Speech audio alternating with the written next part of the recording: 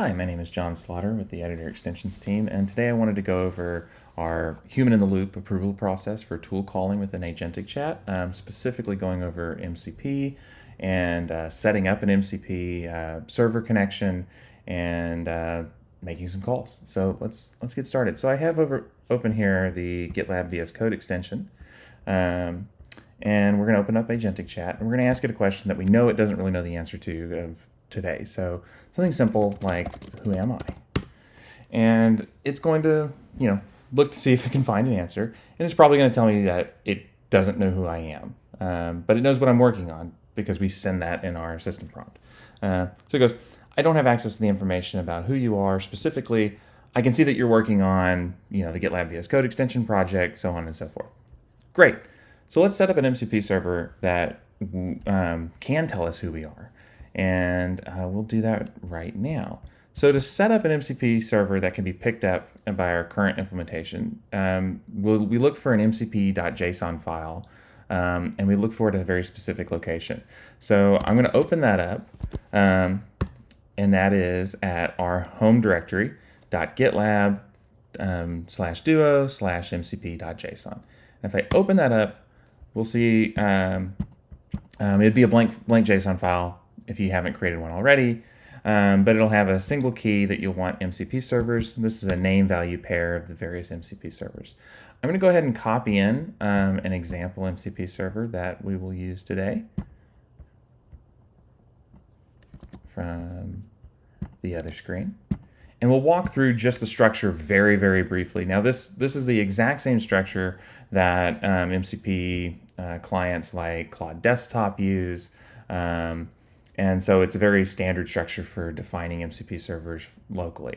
So the way this is, I've got a key that I called GitLab Insights. This is my own MCP server. And just for a brief, what does it do? It essentially exposes endpoints on GitLab's API so that we can query for things like open issues, epics, MRs, and things like that.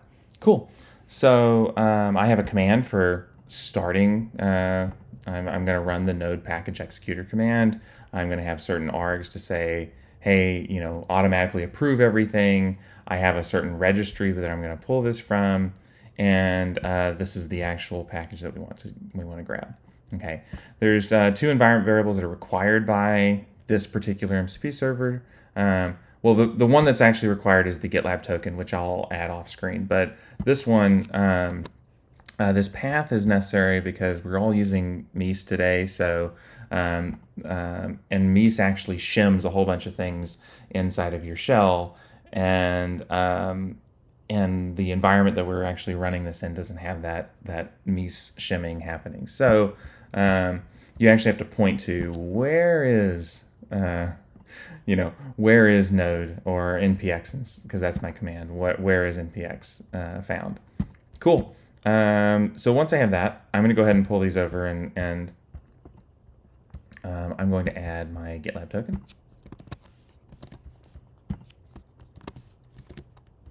Save that file off. Now I should be able to go right back over to Agentic Chat and then ask it the same question that it didn't know the answer to before. And now it's going to, essentially say, do I have any MCP servers that I need to keep track of? Are there tools that it exposed? And then and we'll send that along with our, LLM call. And if the LLM says, oh, there's a tool that can give me this information, it'll probably try to call it. So let's see what it does. Yeah, it says, let me check who you are by trying to retrieve your fetch current user. So it wants to run this tool. Tools that are like untrusted, which right now I think all MCP tools are considered untrusted. We'll get a nice little tool approval required modal, and it says it wants to execute a tool. Do you want to proceed? It will tell you the tool's name, and then it will give you what arguments it's going to send to the tool. And right now it's not going to send anything. So I'm going to go ahead and approve this. And we should see that it's going to run the tool. We can see that down here. And they can say you're logged in as John Slaughter. It gives me a username, a user ID. It tells me where I can go see my profile. You can see when my account was created, so on and so forth. Okay, So now I want it to do something. I want to demonstrate what happens when you deny a tool call. So I could say something like, maybe you should check again. How do you know I am who I say I am? And we'll see what happens.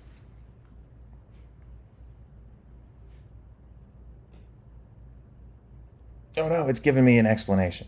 No, I wanted to call the tool again.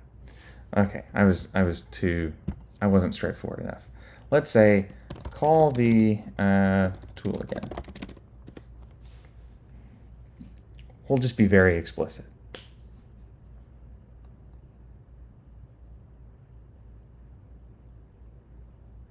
Okay, so now I want to deny the tool, and when you deny, it will give you an optional ability to provide a rejection reason. And this can be helpful because you run into situations where you want to say, don't use the tool, but instead do this, and you're trying to reroute the logic of what the LLM is doing.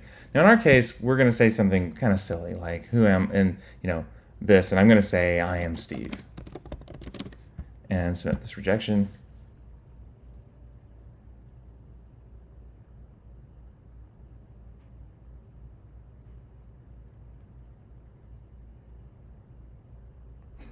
So now it's giving me a whole thing about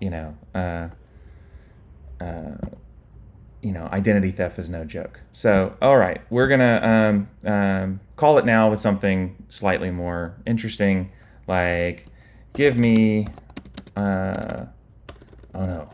write a to-do markdown file with information about my currently open currently open issues that are, I was going to say assigned to me, but that probably means the same thing. Okay, so let's see what it actually is going to do.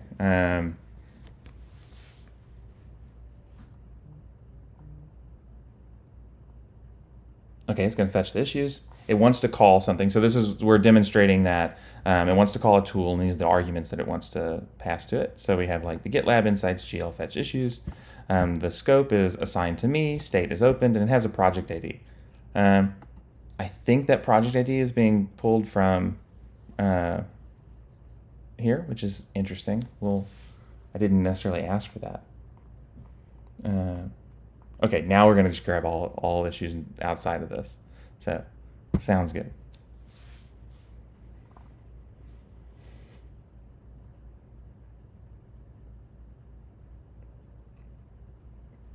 Perfect. Okay, we got some info.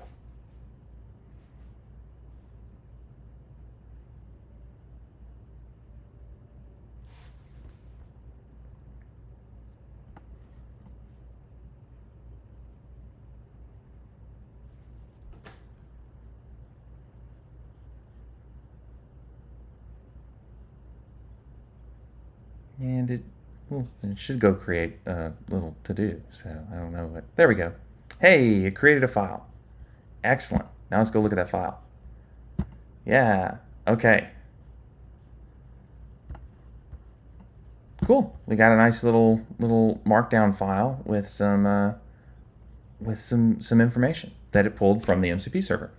So in general, that is how you would register an MCP server, and you can add MCP servers in real time. So just update your MCP JSON. You don't have to reload anything, and just keep chatting with the Agentic chat, and that demonstrates MCP usage as well as tool call approval. So thank you so much for your time.